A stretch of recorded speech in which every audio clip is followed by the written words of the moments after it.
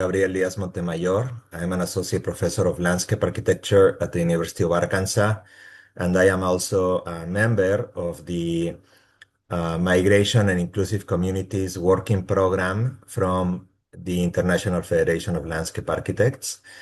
I'm very happy to be here with our panelists and our working program director and also IFLA's communications officer. I'm going to get started. I'm going to give Marco Minari, who is the director of our working program, time for an introduction to our working program, and then we are going to start with the first presentation and then go on with the next two to end with a question and answer session after the three presentations. Welcome and thank you for being here. Marco, all yours. Hello, thank you, Gabriel. First of all, I would like to thank Gabriel for organizing this webinar, which I believe is of an excellent standard, and also thanks IFLA for the support that has given us. I will be very, very brief. I would simply like to introduce what the IFLA working program are and what our working program focuses on. I will try to share my screen. Okay. So here we are. So just to say that IFLA has launched a 19 working program that address some of the global challenges through landscape architecture. This program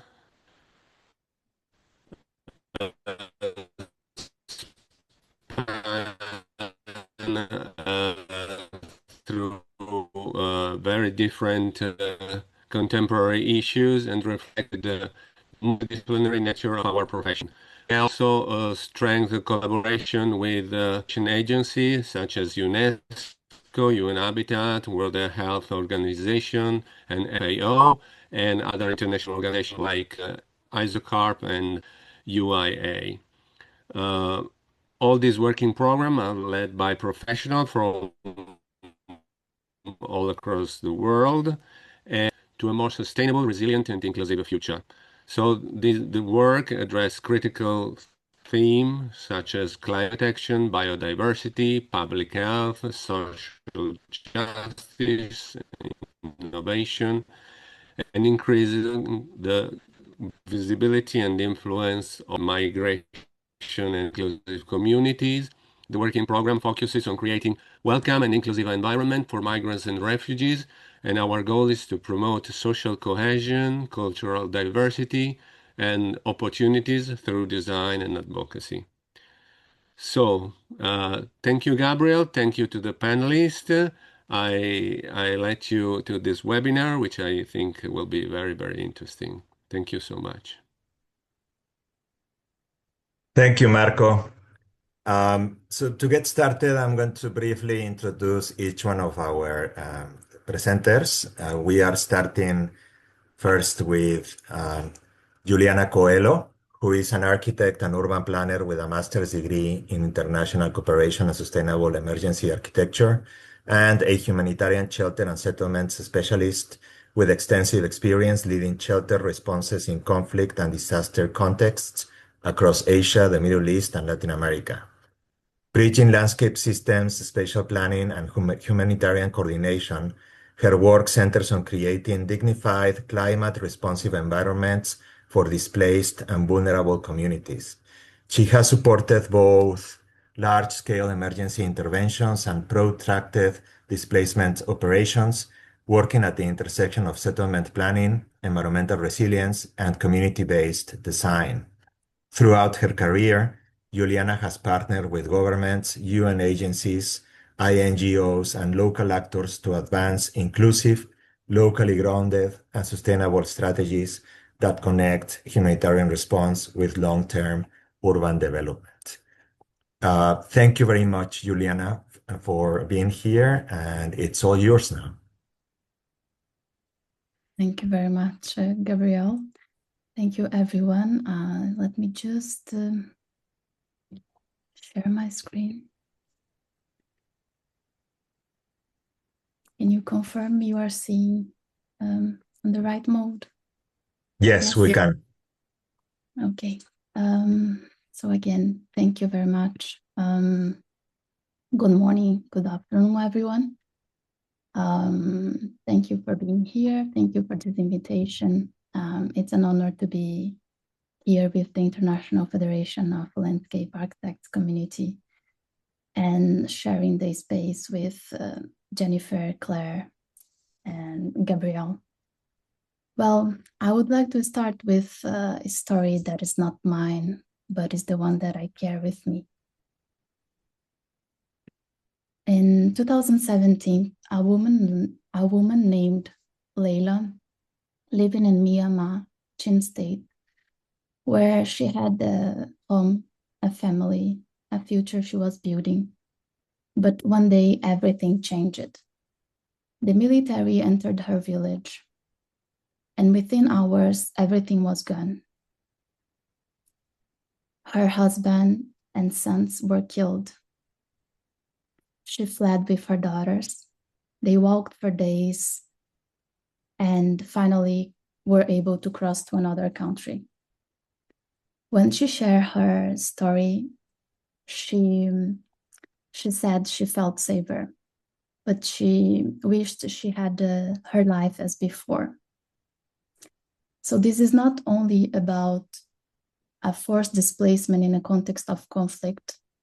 This is a collapse of a landscape, a home, a community, a sense of belonging, all gone. Today, it's estimated that 130 million people are forced displaced around the globe.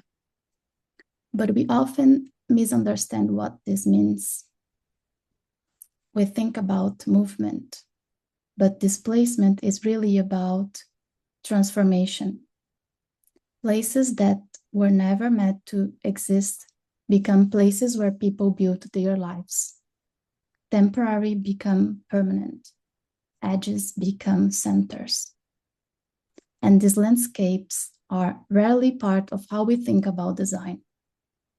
So these images are from Cox's Bazar, and you can see the biggest transformation in 2017 with the Rohingya crisis, when millions of people were crossing from Myanmar to Bangladesh, as Leila, one of the story that I just mentioned. In 2026, the UNHCR estimated that 136 million people will be displaced or stateless. And among them, there are internal displacement, followed by refugees as the majority.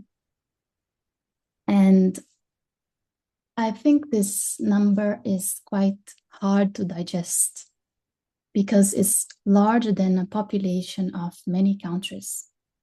And behind these numbers, there are individuals, lives interrupted, spaces lost, new environments created, often under pressure.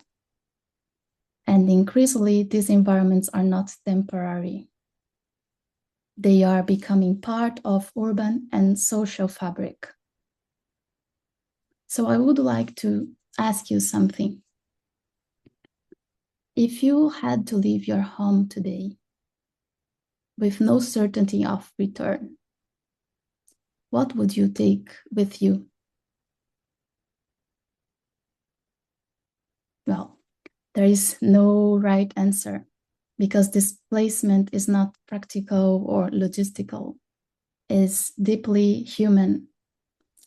At that moment, people are not only losing possessions, they are losing familiarity, routine, identity, connection to place. And what about the 5 most urgent survival needs? and the context of forced displacement. Well, we think about food, water, health, sanitation, shelter, and is what we consider in the humanitarian sector. But also it's very important to connect with protection, security, dignity, belonging, human connection. And here is where we play an important role, because these environments we create influence not only survival, but how people relate to each other, how they rebuild identity. And I would like to bring you where I started in the humanitarian sector. Of course, my own country. In Brazil, the Venezuelan displacement crisis rapidly transformed the border region. At some point, we were receiving around 300 people per day. Many arrived with almost nothing. Some families walked for days from the border to the main city, as in this picture. And you can see some of them are without shoes, really, with what they were able to bring. And slowly, the urban landscape started to change. Public spaces became occupied. The number of people living in the streets increased dramatically. And the local government could no longer respond alone. At that time, I was working with one UN agency with the emergency shelter response, together with military, civil society, and humanitarian organizations. It was the first time we were facing this type of crisis in Brazil. So we were also learning. We were always in this environment to discuss, align, create a strategy, making sure that we are going in the right direction. And this experience reshaped my understanding about design. Architecture was no longer only about constructed structures. It became negotiation, strategy, urgency. So we converted urban spaces into temporary shelters. This was the first site we built from scratch within days. And it was an old firefighter facility that became a house for about 100 families. Public, religious spaces become temporary accommodation sites. In a few months, we built 12 temporary settlements to shelter everyone we could. And one thing was very clear. Life didn't happen only inside the shelters. It happened between them, people gathering, children playing, and communities reorganizing themselves. This image is from one of the emergency sites where they were indigenous from Venezuela, with two different ethnicities that at some point could be very challenged. And if Brazil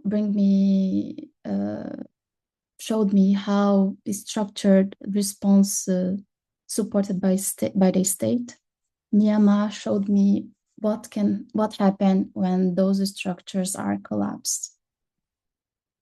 After the military coup in 2021, the conflict escalated rapidly.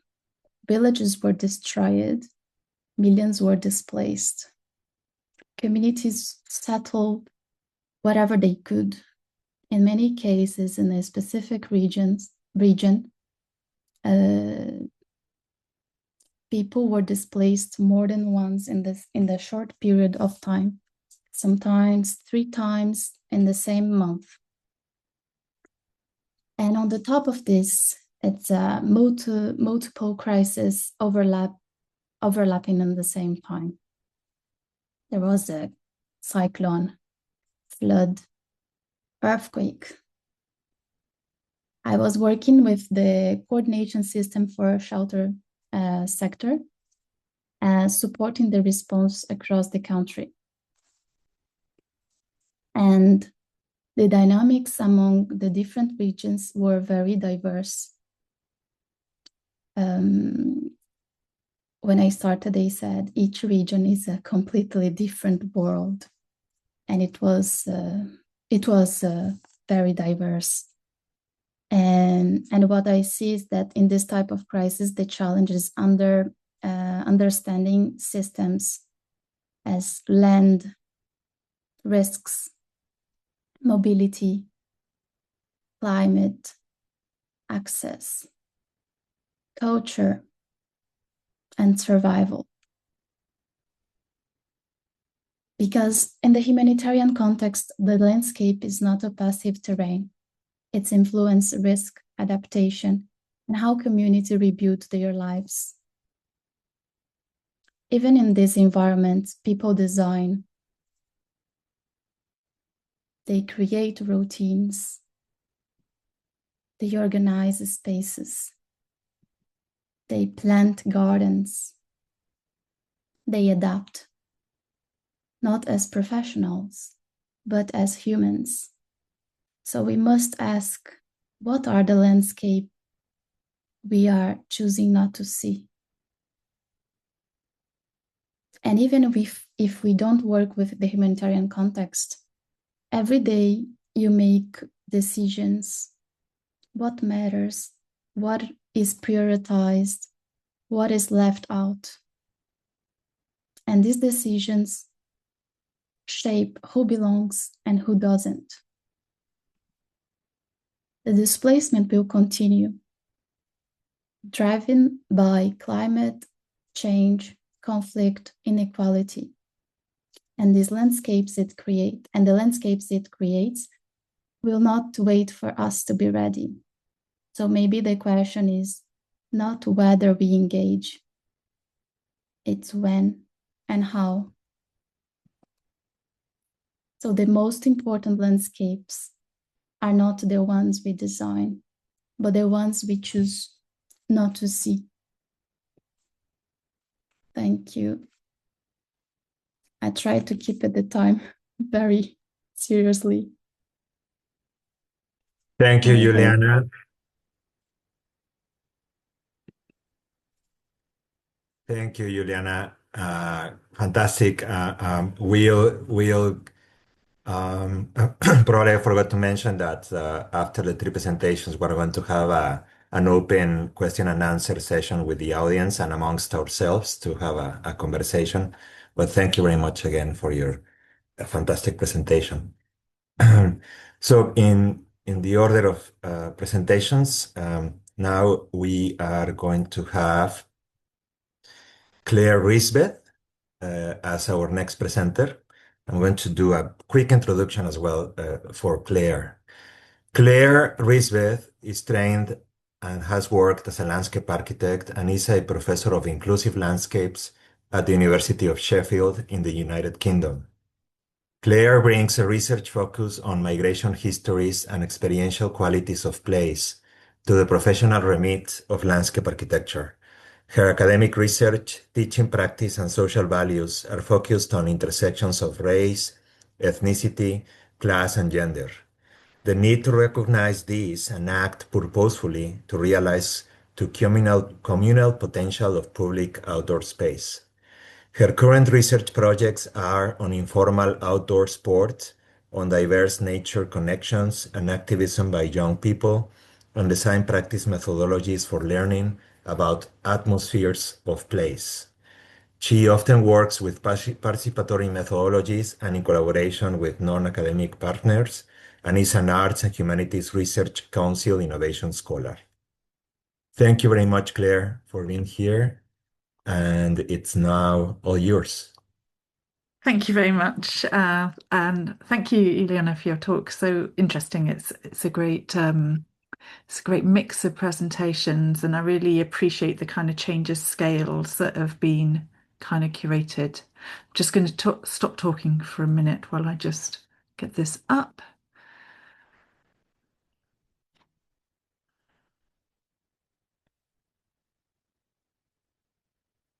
Okay, is that on full screen? It is not. Is it now? Now, yes. Great, brilliant. Thank you. So thank you for that introduction. And I'm here to talk about a research project that I did. It's quite a few years ago now, 10 years ago. So I'm going to take you back and set a bit of a context, both geographically and historically. But I felt it was really the work I've done that's most relevant to the theme. So I hope you'll find it interesting. So 10 years ago, what was happening in let me just, there we go. So what was happening in my kind of academic world, I suppose, the research I was doing, I just finished a research project on bench spaces and sitting outside in outdoor places. And our kind of key finding was that spending time in public spaces supports wellbeing and inclusion for many, but particularly those commonly marginalised from other locations, education, work, paid for facilities. So we were finishing off that project and thinking, as you do, kind of what do these mean? What's next? How do we develop those? And in 2016 was really the kind of height of the war in Syria. And this was a big moment in European history. There was a lot of refugees moving across Europe. If you Googled at that point parks and refugees, you would get pictures of people camped in public parks in parks across, particularly southern Europe. And it seemed, I mean, goodness, the world has gone through a lot of shock since then, but at that time it was a very shocking and kind of event that seemed to require anyone in any profession, I felt, to think, where do we sit with this? What's our responsibility here? Also in the UK, there was a political position really from the government at the time that we would create a hostile environment. We would deliberately make it tricky for people to come and stay here, in contrast to, say, the German government. And there was also, unfortunately, rise in hate crime, but there were also movements of hospitality and welcome, and people saying this is not my values. I feel it's important to welcome people who are in point of crisis. So there's a kind of political response at all sorts of levels.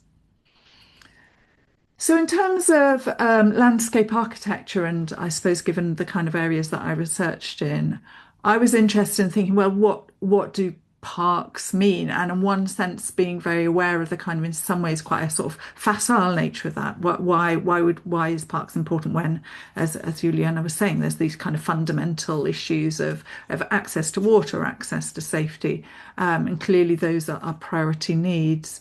But I felt it was also important to think beyond that, into that kind of sense of what's it like to have a life when you first arrive somewhere new, at a point of crisis in your life. What does it mean to rebuild and become part of a new place, not knowing quite often how long that might be for. So that was the starting point of our research team, kind of saying why is it important? And the kind of things we were kind of talking about, I suppose, was the kind of context of refugees and asylum seekers, where there were extremely limited choices available. People seeking asylum coming to the UK did not choose where they lived; they were moved around the country.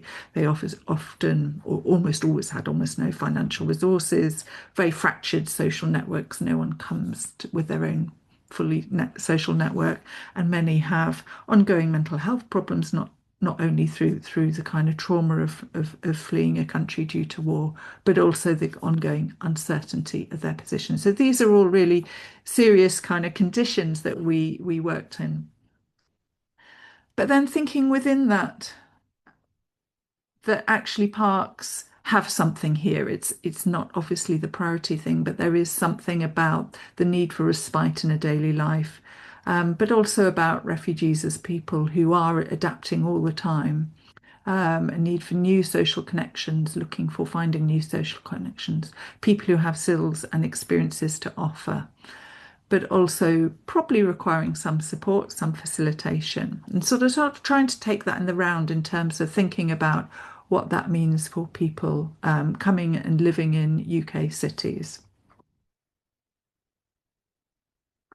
So our aim was this, the funding that we had to do this project was called follow-on funding. It was kind of impact funding. So that means that the funding was about how do you take findings, in our case, the findings of the bench project, and apply them in a new situation. It wasn't particularly about doing new field work, but you were allowed to kind of get some additional kind of insights.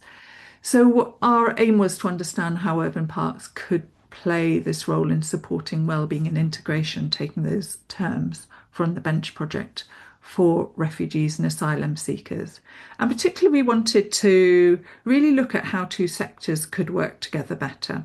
So how could managers of urban green space better support refugee and asylum seeker visitors? And I think, I mean, we as landscape architects, we overlap a lot with the green space management. It's kind of part of our definition. And I think we're very socially focused on how people use open spaces, but also sometimes I think a little bit naive. It's like, well, they're public spaces, everyone can use them. There's, it's an easy place to go, it's local, without necessarily thinking what might be the barriers to that and what might be the ways in which people differently experience spaces. And then the other sector we wanted to work with were refugee support organisations. What role might they play in supporting new arrivals to the country to access or to understand or to use urban parks as a resource in various ways? So those are the two questions we set up for ourselves.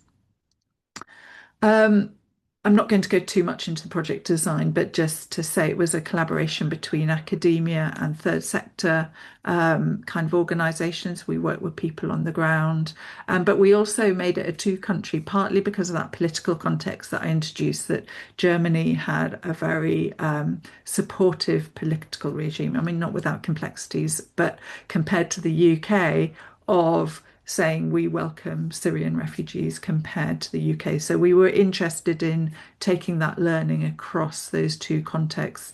We did generally we were considering mostly the experience of refugees and asylum seekers in Northern European countries rather than Southern European countries, partly because the kind of slightly more cultural connection between the role and cultural kind of context of green space in those countries, but also in a way we decided not to try and address the issues of people sleeping in parks as kind of as part of migration routes. We were looking at it more as a kind of destination or a semi-destination places. It was a relatively short project by academic standards, so ran just under a year, and we were mostly doing interviews with people from green space and refugee support organisations, trying to understand their experiences. But we did do a range of interviews with refugees and asylum seekers in 3 cities as well. Sheffield, where I live, which is the north of England, is kind of the 5th biggest city in the UK. London and Berlin, 2 capital cities. And we were very much in that kind of first half of the project, kind of doing interviews and trying to understand what were the sort of barriers and enablers, and then what kind of starting to develop resources or approaches in the second half of the year. So what did we find out? I mean, one thing was in some ways this kind of sense of people finding their own spaces, using what they have near them. So here we've got a few different accounts of people enjoying places local to them, having a smoke, escaping maybe some crowded accommodation, maybe just watching people, learning by watching, having a bit of time to themselves, sometimes just being able to relax slightly. So these Afghani teenagers just being able to hug each other out and about in a way that is maybe less usual among, say, UK men. So sort of slight respite, a slight sense that you could maybe be yourself a little bit more in some of these places. And also some kind of aspect of integration, this or kind of initial connections. I probably wouldn't put as heavy a word on it as integration, but the sense that when you're out and about among people who are in a range of different senses, there's a sense of being a stranger, but other people are also strangers, and a sense that maybe you could start to make those very initial kind of sense of being another human in this complex city environment. We got some hints, and I'm going to want to develop this about sort of limitations to that. And again, trying to move past the sense like, well, if you just go and sit under a tree, everything will be all right. We were trying to get very careful about not overstating this. So here we have Hayan who was living in Berlin, but originally from Syria, who loved nature and really enjoyed fishing. But in Berlin, he didn't have access to that equipment. He couldn't do it, so it was a bit frustrating. Another frustration that came out was particularly about sometimes support organisations would organise trips like to the seaside, which is amazing. You know, generally people absolutely love that, but it would happen maybe once a year. So it kind of wasn't something that really enhanced your quality of life overall. It was a kind of taster of joy, but then you're back in your place, you're back with your problems. And that's in some ways where we were quite clear that we were looking not at big trips out, we were looking at the everyday experience of local parks, even if they're less glamorous or less high quality than other places you might travel to. So some of what we also uncovered were the sort of uncertainties, aggressions and anxieties of urban green spaces. And some of these we tried to focus mostly on things that were related to being new in a place, to being in a country you've never been at before that might be very different to your home country or the country you've come from. But obviously this does also overlap with, say, experiences of racism or misogyny in public space as well. So there's a kind of mix going on here that can have quite negative loops. So this is Iranian Hosan said, it felt very different from my country. There was no sunset, no sunshine, no desert. It's very different depending on, you know, if you're from Iran, you're actually there are lots of parks in Iran. That's quite usual. Whereas if you were settling in the UK from Afghanistan, that would be a very different situation. So there's lots of nuances here and really productive, interesting kind of things about what is familiar and what is unfamiliar, what is positive and what is problematic. The weather is something we can't do much about, but we have to recognise that's a barrier for many people from warmer countries. It's confusing. You are de-skilled when you come somewhere completely new, and the sort of orientation programs that were offered to people moving to new accommodation in the UK would often just focus on here's how you use the oven, this is where the doctor is. It doesn't kind of deal with that kind of richer experience of what a life is.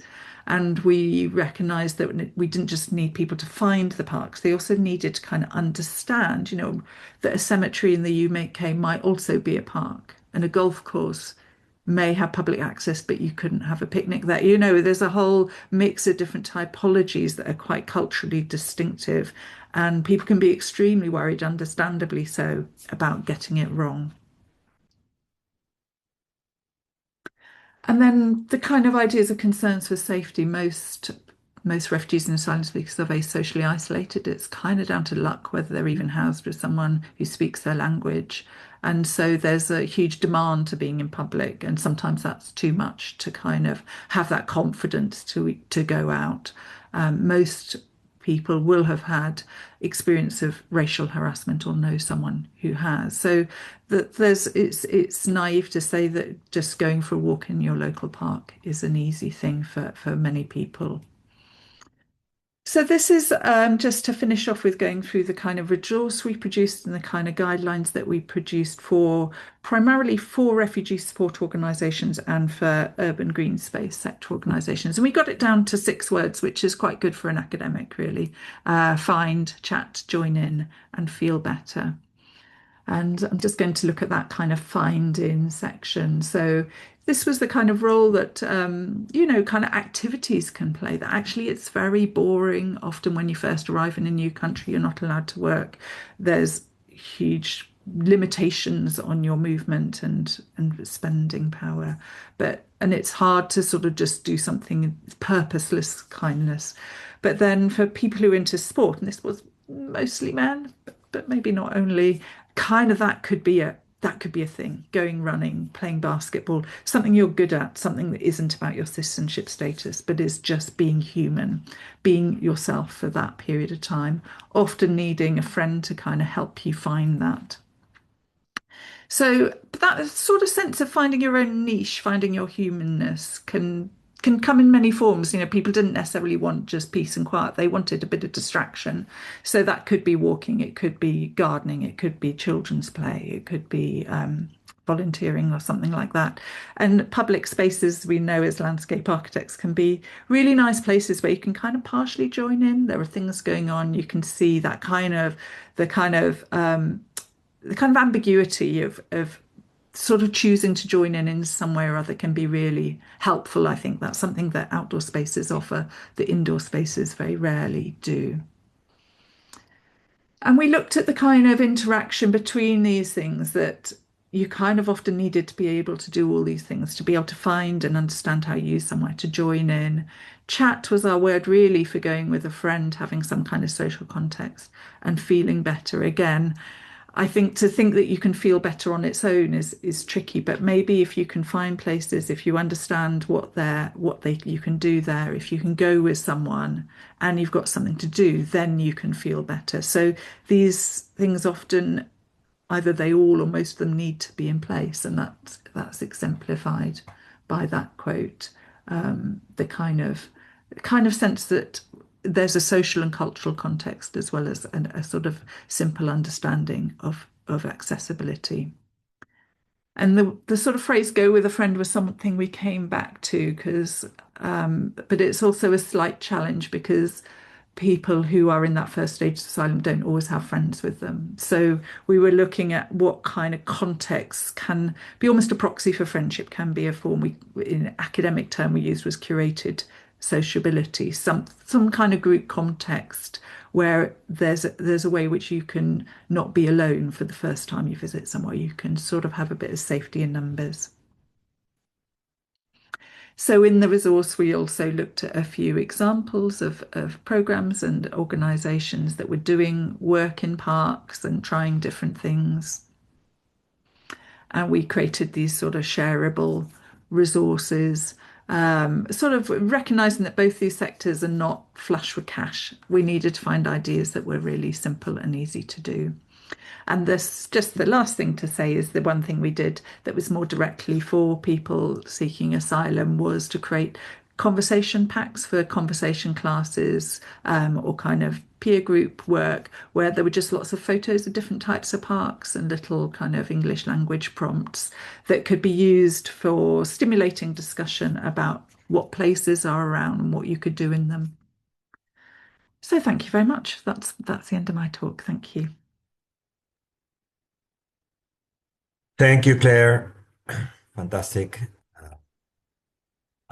We will definitely have, I think, points to discuss after the final presentation today. So just to jump into the final presentation, we have our third speaker today is Jennifer Horn. I'm going to read a quick biography as well for Jennifer. Jennifer is a landscape architect and founder of Horn & Co., a Washington, D.C.-based landscape architecture practice focused on ecologically grounded design and the cultural identity of place. Raised in the United States, Malaysia, and Turkey, she developed an early interest in how climate, landscape, and culture shape one another, an influence that continues to inform her work.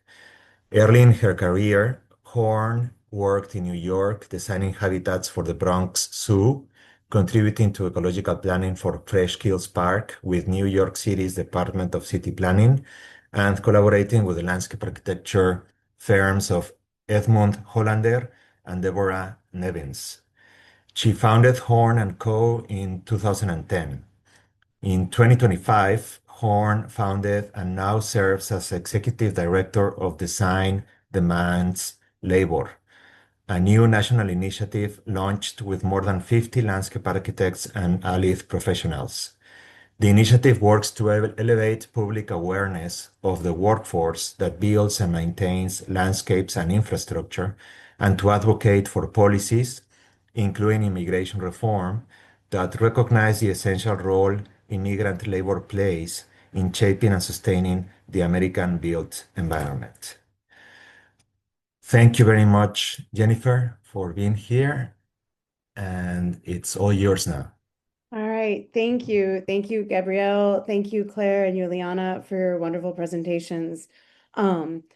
As Gabrielle mentioned, I mean, this is a new initiative, but and as he mentioned, I've had my own practice for 16 years, and I've been working in the field in construction and design for 27 years. And certainly in the past few years, it feels critical as a designer, as somebody who works with the construction workforce, to be more vocal about standing up for our partners in construction. And our hope is that as designers with a little bit more political safety in the United States than the actual contractors, we can try to put pressure on our representatives for immigration reform, which we haven't had any meaningful reform in the United States since 1986, more or less. And also to reframe and contextualize the contributions of the immigrant laborers who make our built environment, possible. So before we get into any kind of, and just a brief statement, I, as an American, as a member of the United States, a citizen, I'm very disturbed by the rhetoric and disinformation in our current administration. But we're very intentional, this group, to make it about the numbers, to make it about workforce stability, and not necessarily a moral argument, because it's unfortunate that it seems that that's not landing with a lot of people. But I do want to talk about some people first. Paulino Martin San Pedro had worked for 30 years in the United States, in Oregon. He was a father of 3. He was a handyman and contractor. He was licensed, bonded, he paid taxes. He was detained in November of 2025 and self-deported to Mexico and died in February from pneumonia that he caught in detention. Erasmo Iwedo Reyes, when he was being deported, the magistrate judge said, "Everything I see here indicates you've done nothing but work hard to support your family and your 2 special needs children who need you more than anything." He was deported to Mexico. Jesus was interviewed by the Texas Tribune in December, and we hardly work anymore. We're afraid to go into the street. We don't look for work. His income's down 60%, and his life and his family's lives are changed. And he's contributing to our built environment 60% less.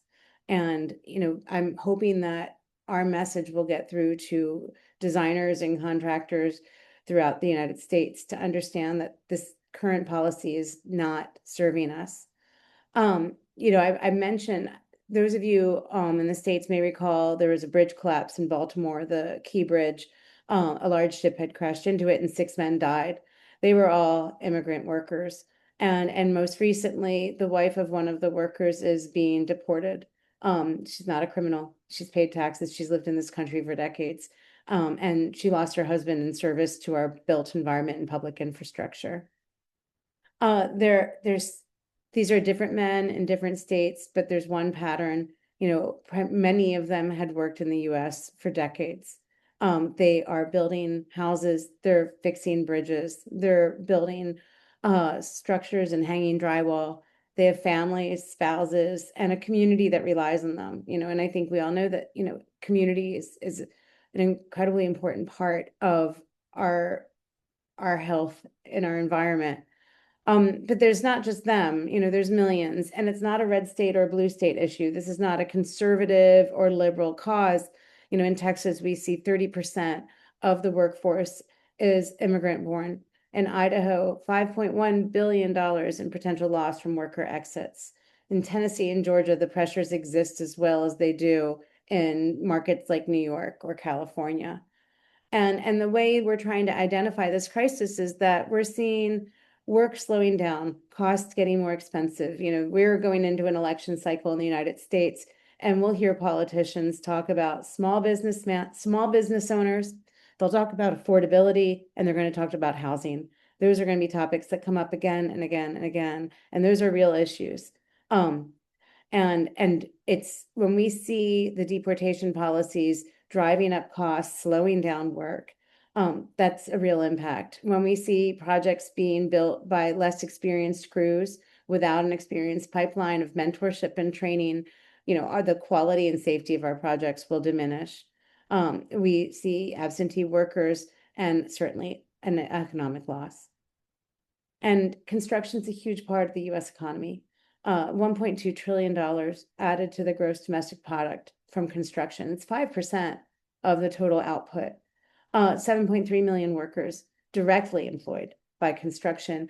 And also 10% of small business owners are associated with the construction industry. So what I try to relay to my fellow designers is that this voice we have speaking as business owners in construction is incredibly powerful, and that we need to wield it to support our partners in construction. 1 in 3 construction trade workers in the US is foreign born. And that varies depending on the market. If we look into some of the more coastal states in Texas, that percentage is higher. In major metro areas, it's more than half. So in Washington, D.C., 52% is foreign born.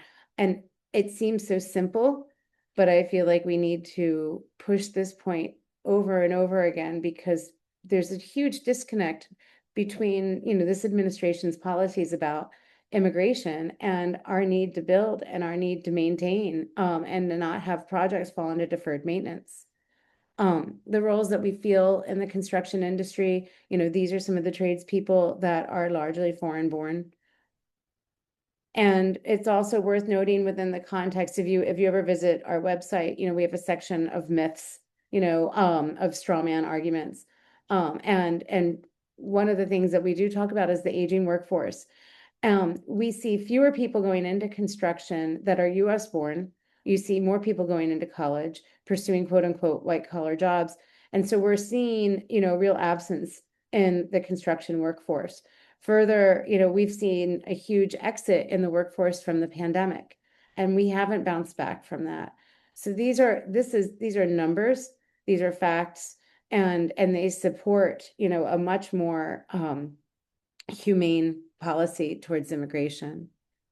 Right now, the statistics that we see from the Association of Builders and Contractors is 650 to 725,000 workers needed each year just to replace those who retire and leave.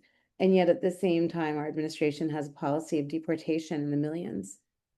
9 in 10 firms in the Association of General Contractors can't find workers. 92% say they have a hard time finding workers.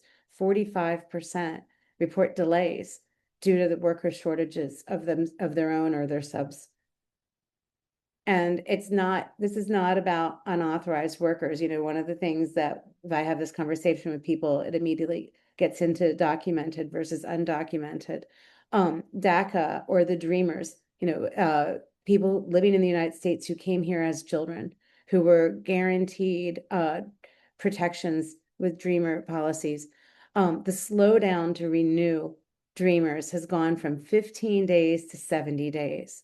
Some of the wait times to get work renewed is 4+ months. And when they lose their work permits, they can't work.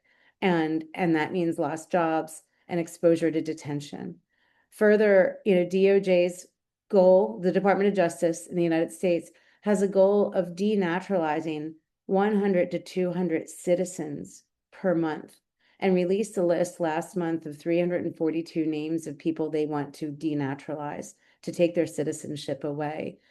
That's a freedom of speech issue, because if there are citizens in this country who are worried that they will lose their citizenship it stifles their ability to speak out and use their First Amendment rights. The pipeline of new workers has slowed to a trickle, and the lag we'll see in experience and ability to mentor other workers will compound in the future.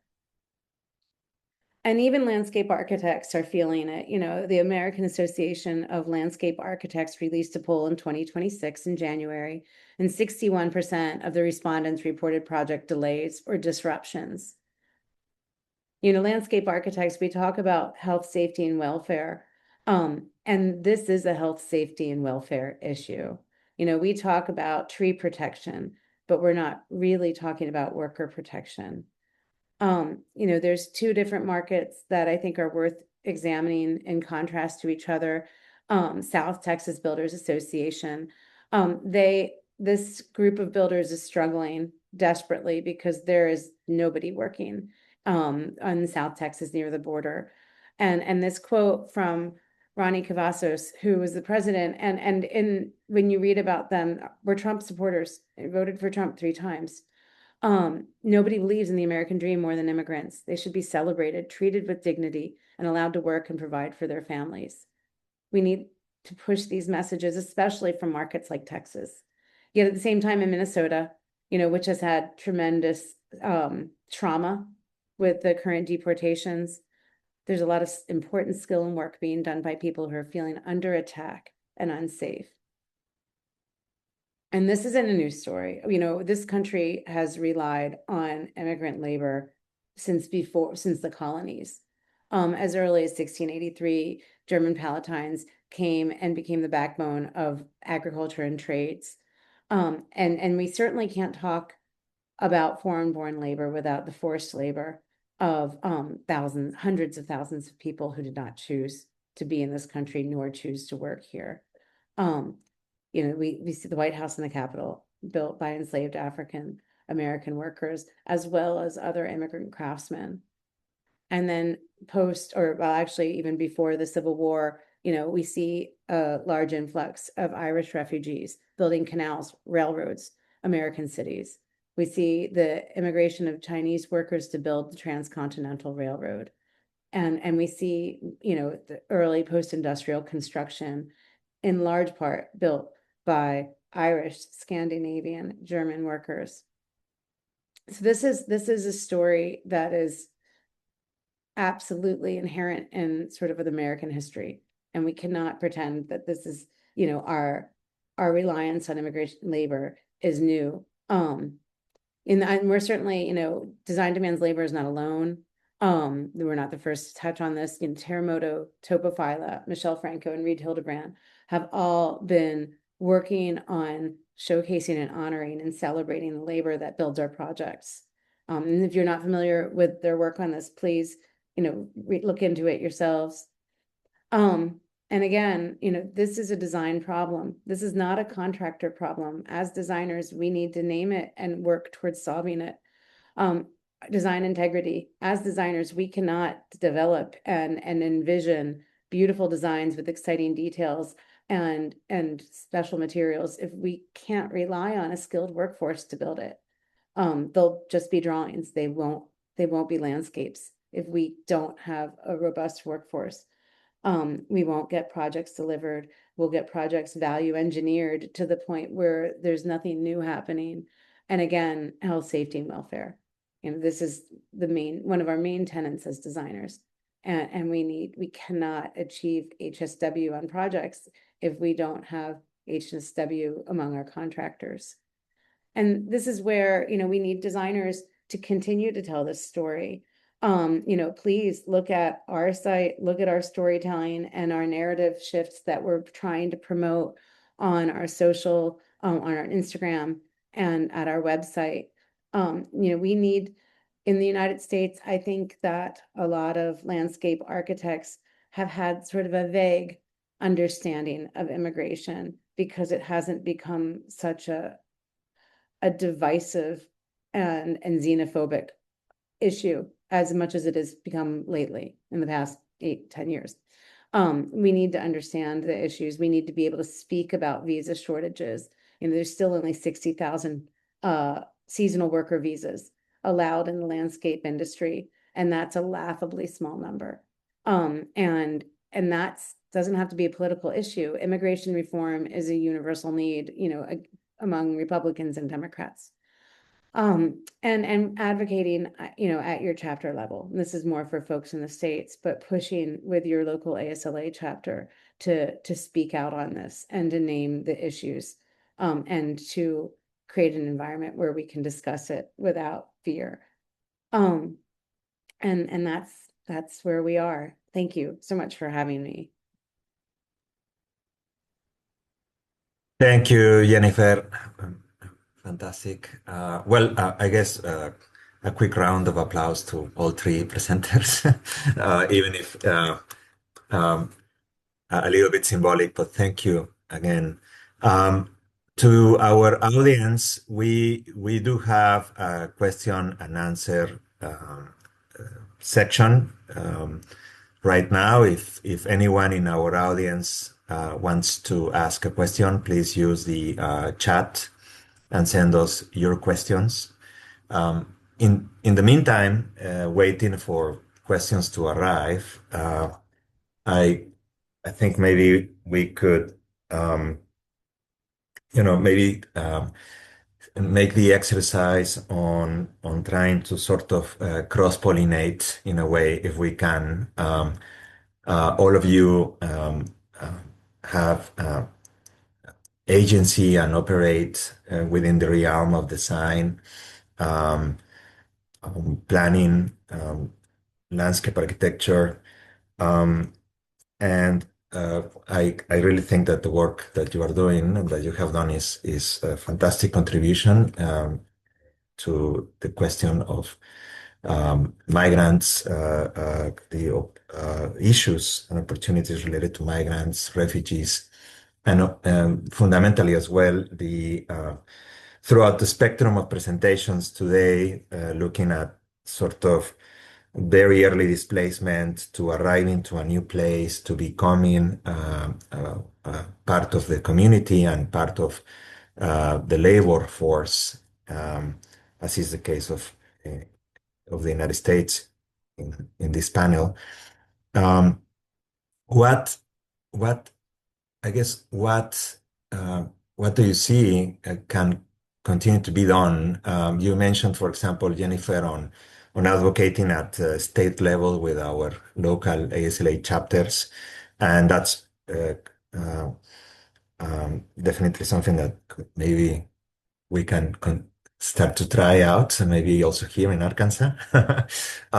But what other opportunities do you see in your experience that can maybe uh, extend or widen the group of people that are empowered to do what you are doing, to have an agency and to contribute to a sense of belonging, landing, belonging, to be very much aware of the dignity of all peoples and what we can do from our different approaches as design consultants, as academics, as advocates within practice. What other opportunities do you see that maybe you have seen along the way and may yet be materialized? Well, certainly, in terms of worksite safety, if you feel, check out Teramoto and Topophila's work, because it's really about creating private space, making, so landscapers in particular are so visible and work in, true fear because they are outside. And if they, if it's as simple as like if a porta potty is set up in the street rather than on a private property, then that puts an incredibly, a large amount of pressure and fear on the workers to even go to use the bathroom, because then they are in public space and they could be picked up by ICE, immigration, customs enforcement agents. So really establishing worksite safety is incredibly important in terms of the construction aspect of it. But I think also it's as simple as speaking about this clearly and without, fear.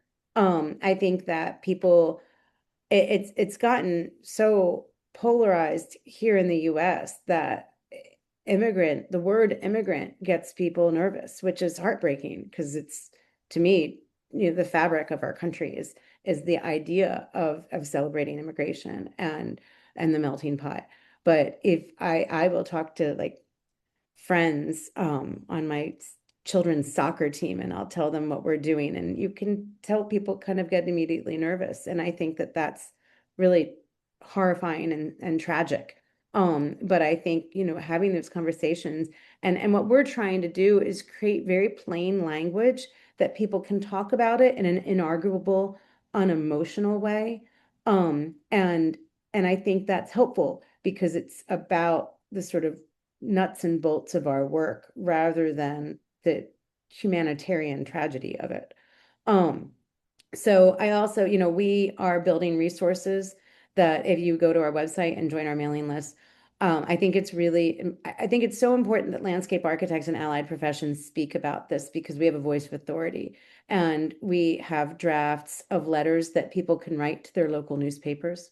And I think building that messaging so that we can write op-eds to small markets and say, this is affecting the built environment. This is affecting affordability.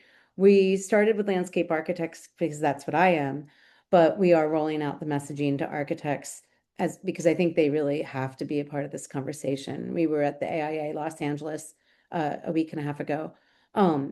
Architects can speak with such authority on housing, and that's a major crisis in the United States. And I think if the best chance we have of really getting this to land is to tie this to affordability and housing every chance we can.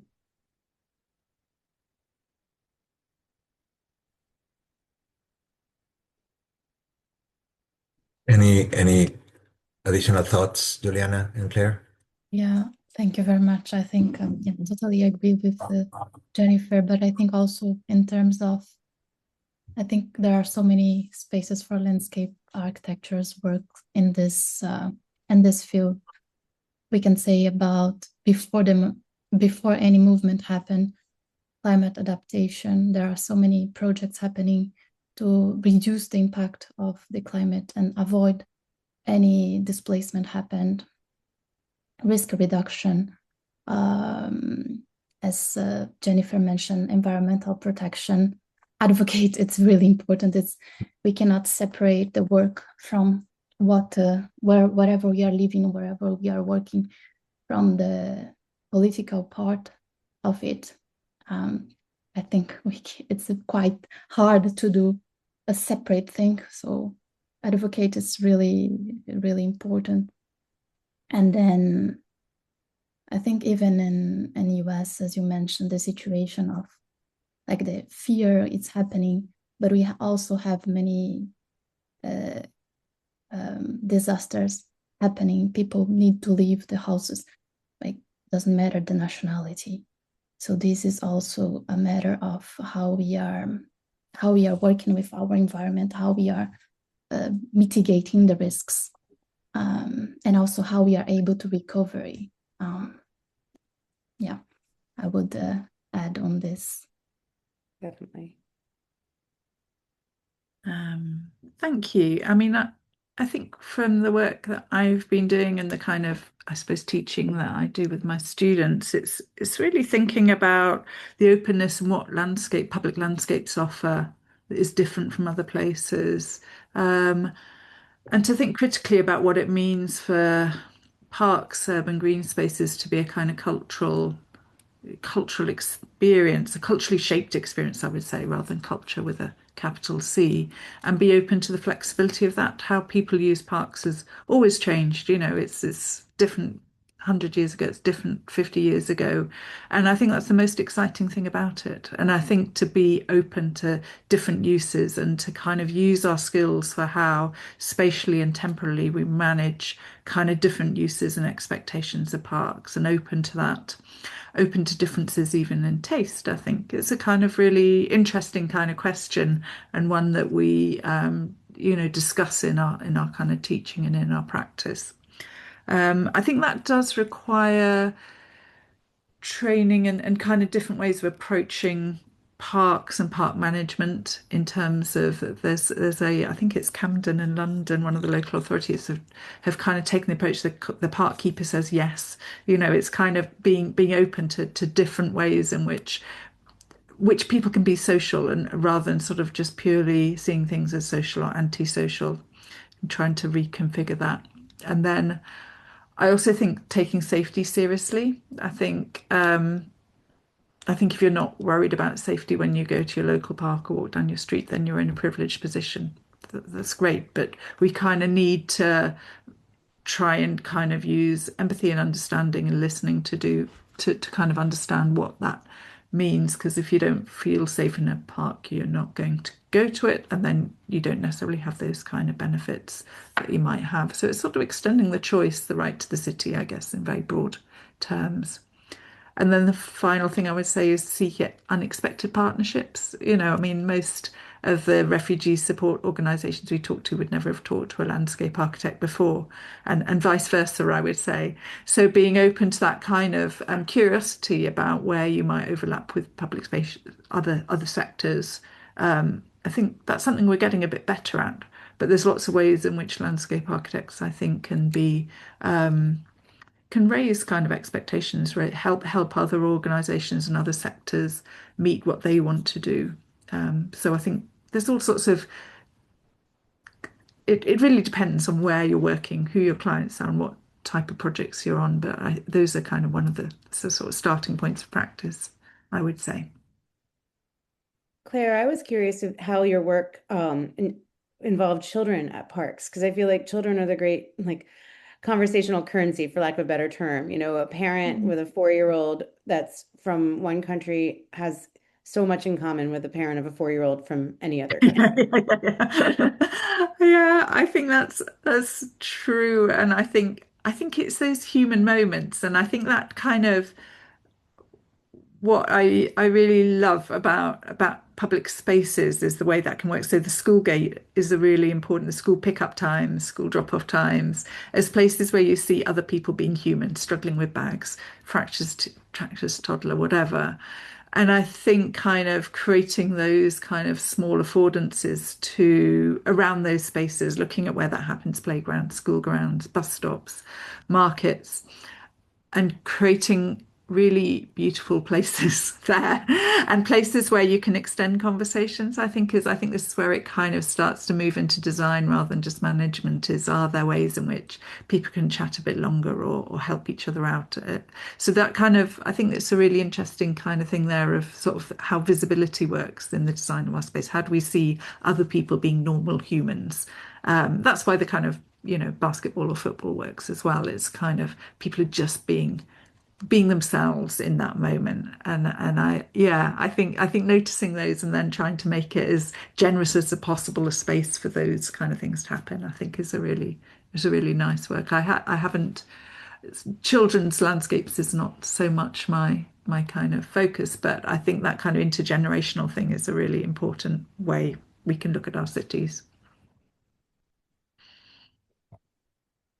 Thank you. We have a question from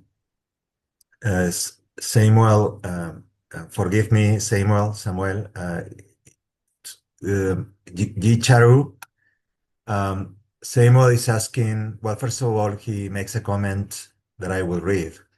I love how all the presentations have humanized landscape architecture, that our role as landscape architects extends beyond environmental advocacy and includes people too, who remain central to all of our work. My thought is more towards our impact in our places and role in this advocacy. Do we have a voice that can be recognized by government institutions so that when we do come out to act as defenders, we can be listened to? Is this the vision we are working towards? Thank you, and thank you for your question, Samuel. And I don't know if Juliana, Jennifer, Claire, would you have any answer to Samuel? Oops, am I on mute? No. When I first started wrangling up people for design demands labor, the first thing we did was reach out to ASLA. So certainly when we're seeing and hearing about so many of the people that we worked with getting detained illegally, getting beaten up by ICE, the first response was to reach out to ASLA and ask what they were doing about it. It's not, the worker protection is not considered a core value of ASLA, and I might be mishandling that language. And at this time, they are not taking up this cause. I'm hoping that we can bother them enough that it becomes a part of their core values or policies. And they haven't stopped the local regional chapters of being more vocal and supportive. And I'll put in the link, in case, Samuel, you're in the States, the Landscape Architecture Foundation also is sponsoring a conference in Detroit in June. And there will be another webinar of Life in the Time of Ice, which is done with the group of Latina landscape architects, as well as some of the regional chapter representatives and Terremoto. So I think ASLA will eventually sort of recognize this as an issue on their national platform. But at this time, they haven't yet.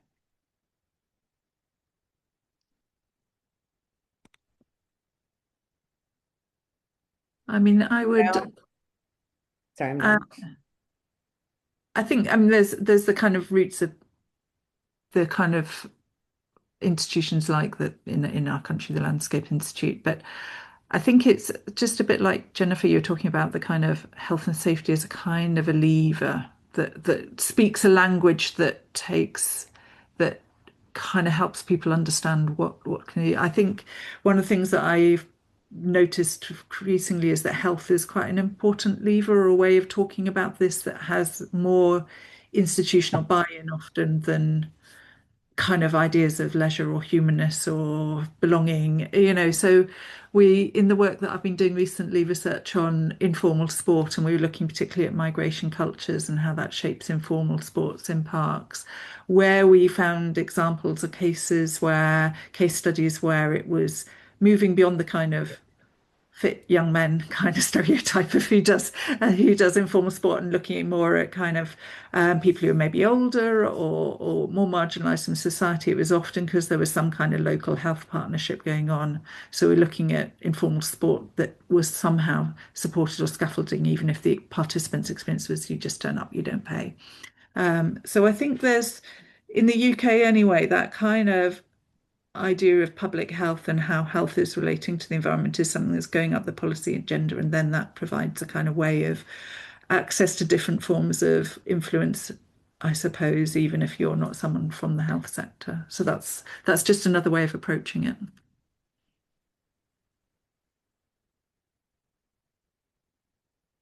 If I may just, Thank you. sorry. All yours, Juliana. Yeah, thank you. Just to add from the humanitarian, well, I've been working on the humanitarian sector for a while, and we are advocating a lot on not arriving and imposing a response, really integrate the people, understanding the culture, the needs, and working very hard with the localization on what are the people on the ground really need, and ensuring and supporting, emphasize their skills, and I think this is not really part of the question, because I understand it's more on the landscape architecture role, but involving people and these responses, and make sure that the response is adequate and it's not something that is from someone else coming from somewhere to support this population.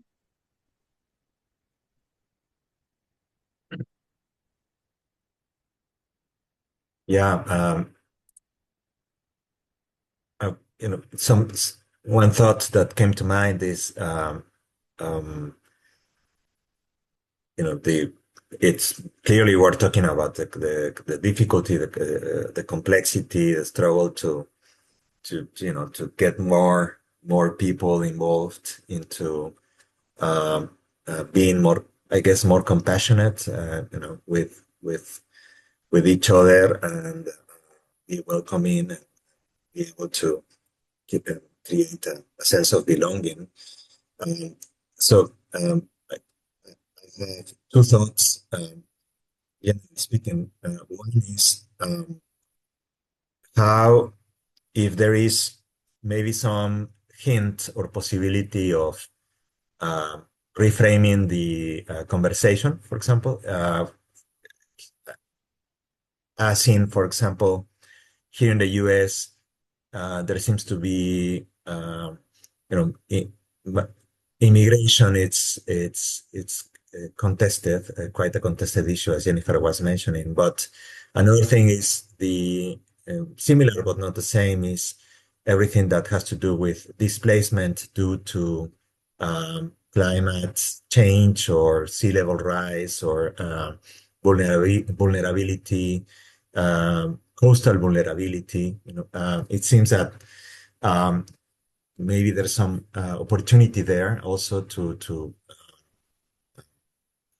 reframe a conversation, maybe. And then the other one is with regards to this condition of Juliana, you were presenting in your work the uh, the fact that the spaces in between, right, are activated and lively and are so essential for community life, even in the context of refugee camps. And then at the same time, and Jennifer, you mentioned on how if the situation continues to evolve the way it is evolving, landscape architecture can be sort of value engineered to a bare minimum, right? So I am right now more than anything. I am interested in this kind of essential condition, right, of what landscapes must be and can be, right? And also how reframing maybe it's a possible opportunity for all of us to maximize an impact or expand awareness. I'm not. This is really just a reflection of the many that will emerge from this conversation and also uh, after re-watching and re-enjoying the recorded session. Um, we have a comment here by Samuel. Samuel is in Kenya. You Could I can read the just comment. follow on from that, Gabrielle? Just because Yes. I was thinking, I think it's we're from though we're talking on obviously issues of migration, they're really different ways of looking at something. What is kind of Yes. core, and I do think there is a kind of ethical core to it of what our practice is or what is our professional remit, and I do think that is a continual challenge for landscape architects, partly, and maybe this is a UK thing, but I suspect not, that we kind of often see ourselves as the good guys. We're kind of the people who are doing the green stuff, and we're generally climate. And yeah, we can do biodiversity as well, and yeah, parks are for people, and that it's kind of we're not the big industry of the engineers. I think it's kind of yeah, I think what Jennifer has raised, but I think is also linked to Juliana's kind of process of how we don't go in with a preconceived idea. What's the sort of democratic basis by which we're doing things?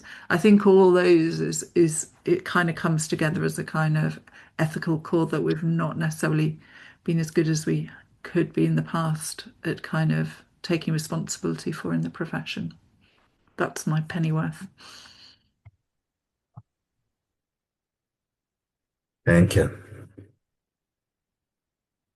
I was listening to an interview with Obama from, I don't know, almost a year ago. And it's interesting in the US, at least, I feel like we've been on this trajectory of inclusion and being progressive for, at least since, I mean, more or less since the civil rights era. And it feels like a backslide right now.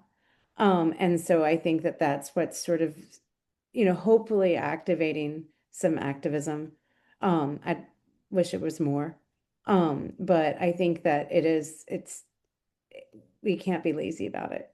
Conviction without personal risk is fashion.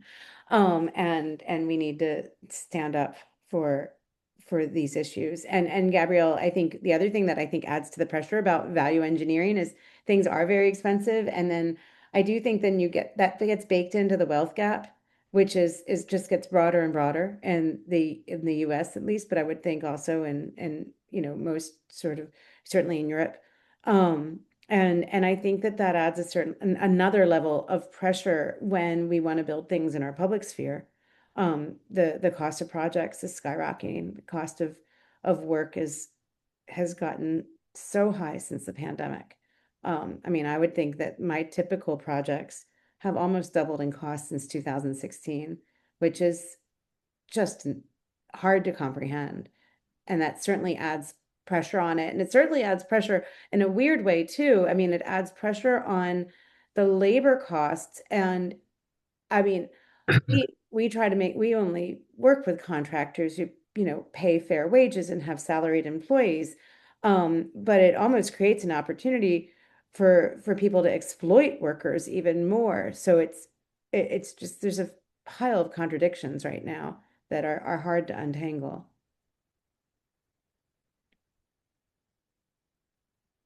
Yeah, the increases are not going where they should be going, I guess. Now, oh, now, I mean, and fuel costs now are adding pressure as well. Yes, yes. Well, we are getting close to the allocated time for our session. I thought on maybe asking anyone else here in the meeting or anyone else from IFLA or our working program if they would have another question or comment.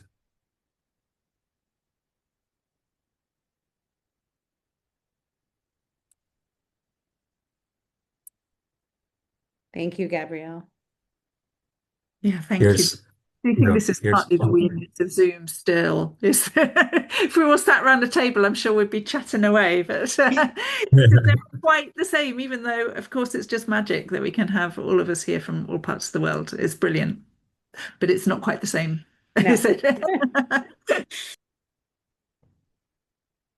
Marco, were you going to say something? No, of course.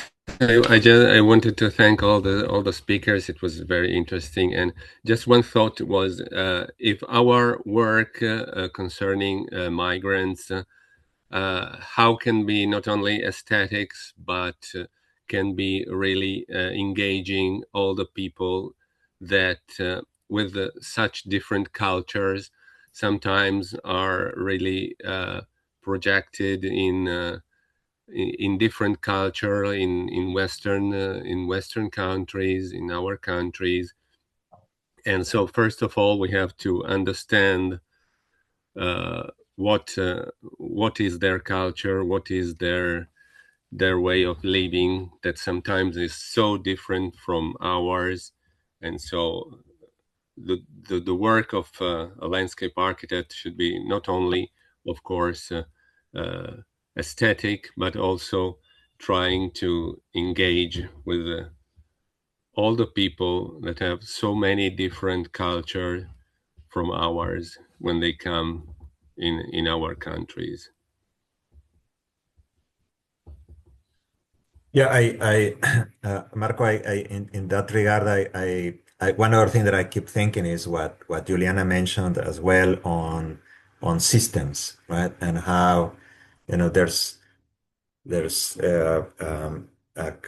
complexity and opportunity at the same time of multiple systems converging. For example, of course, there is a condition of emergency or urgency in certain